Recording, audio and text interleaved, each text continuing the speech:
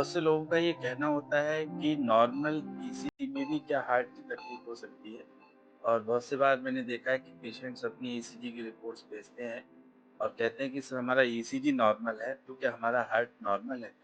तो ऐसा बिल्कुल भी ठीक नहीं है मेडिकल साइंस के अकॉर्डिंग।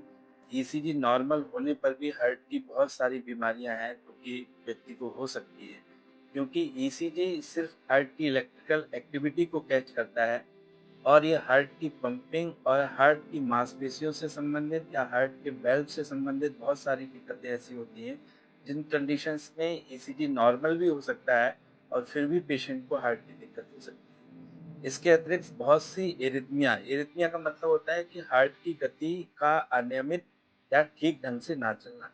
तो बहुत से सारे एरिथमिया के भी केसेस होते हैं जिसमें कि हार्ट में दिक्कत होती है, लेकिन जिस समय आप ईसीजी करा रहे हैं तो हो सकता है कि उस समय ईसीजी नॉर्मल आए, क्योंकि उस समय वो दिक्कत नहीं हो रही है और बाद में वो प्रॉब्लम हो जाए।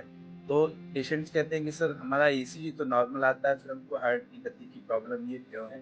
तो उसके लिए हम लोग लॉन्ग टर्म 24 आवर्स, 48 आवर्स या 7 से 15 दिन तक का होल्ड टर्म मॉनिटरिंग, जिसमें कि हार्ट की गति की रिकॉर्डिंग करते हैं, उसको कराते हैं।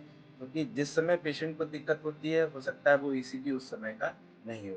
तो ये कहना कि ईसीजी नॉर्मल है और हार्ट की दिक्कत नहीं है, ये बिल्कुल भी गलत है। बहुत सारे कंडीशंस ऐसी हैं हार्ट की, जिसमें ईसीजी नॉर्मल होता है, फिर भी हार्ट की प्रॉब्लम्स हो सकती हैं।